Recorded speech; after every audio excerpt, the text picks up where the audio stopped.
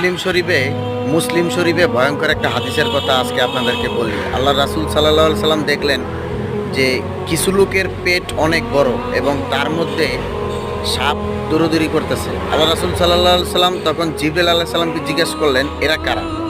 তখন জিবরিল আলাইহিস সালাম বলল, আপনার উম্মতের মধ্যে সেই সব লোক যারা কিনা প্রতিনিয়ত সুদ ঘুষের সঙ্গে জড়িত।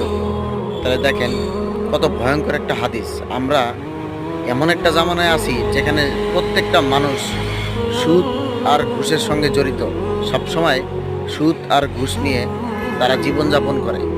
আপনি যেখানে দেখবেন অধিকাংশ লোক লেনদেন করে সুদ, হারাম এবং ঘুষের মাধ্যমে লেনদেন করে।